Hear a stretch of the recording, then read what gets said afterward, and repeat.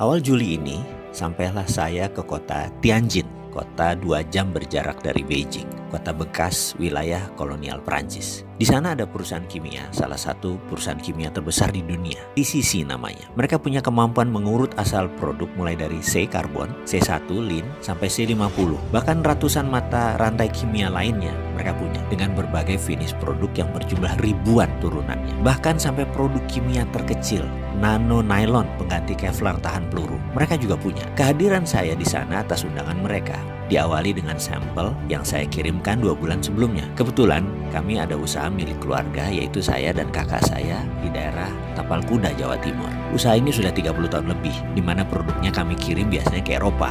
Namun namanya usaha skala rumahan, ya kecil lah kapasitasnya. Ketika jadwal makan malam, di mana saya diatur untuk ketemu dengan tetua ahli kimia untuk berdiskusi lebih lanjut, saya seakan makan malam dengan maestro alkemi sesepuh seumuran Merlin kali. Merlin itu alkemis gurunya King Arthur zaman dulu.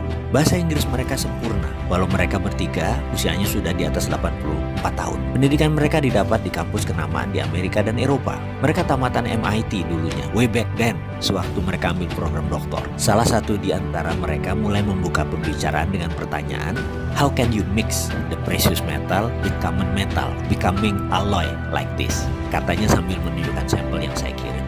Ini alasan mereka kayaknya ingin ketemu saya dan ingin berdiskusi serius. Mereka melanjutkan, usually what common technique, what we are using, nggak bisa katanya mixing the same metal dengan precious. Yang ada adalah precious dengan precious. Jadi pertanyaan dia selanjutnya, how can you put Ne atau bagaimana kamu bisa menaruh nikel digabungkan dengan lithium atau Ni with Li together? Bisa nggak? Saya paham maksud mereka. Memang dunia metalurgi itu unik. Sedikit orang yang memahami sifat metal, bahkan bisa paham tabiat metal, hanya sedikit sekali. Berhubung ilmu ini adalah ilmu keluarga, saya bisa menerangkan sedikit-sedikit. Jadi mereka bertiga menangkap hal yang aneh dari sampel yang kami kirim. Tapi sebelum saya menjelaskan, saya ingin sudutkan informasi mereka agar tepat.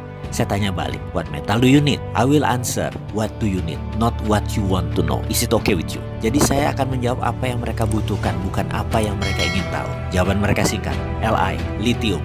Itu jawabannya. Saya tanya balik, untuk apa mereka perlu lithium? Power bank katanya. Saya tanya balik, ini power bank untuk handphone, mobil? Dan dia jawab, enggak, no, this is for house, for drone and building.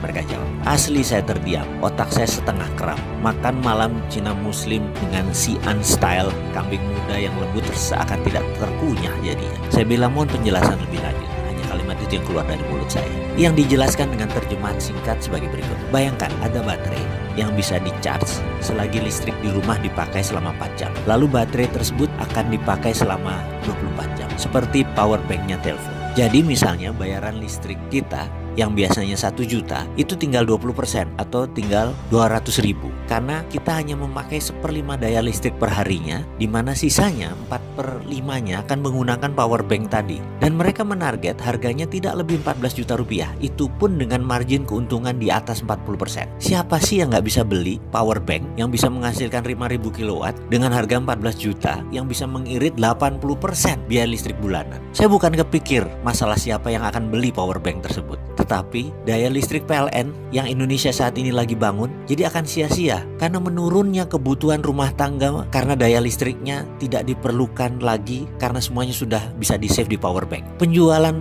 listrik PLN akan terdistrap, pembangunan pembangkit listrik baru menjadi tidak urgent lagi, tidak penting lagi. Di ujung saya lagi melamun itu seorang alkemis yang cukup tua umurnya tadi, satu orang memiringkan badannya ke saya. Dan dia berkata, tahu nggak, nikel lateral itu di dunia yang paling banyak cadangannya itu ada di Indonesia. Saya mau tanya, pemerintah Indonesia tahu kan?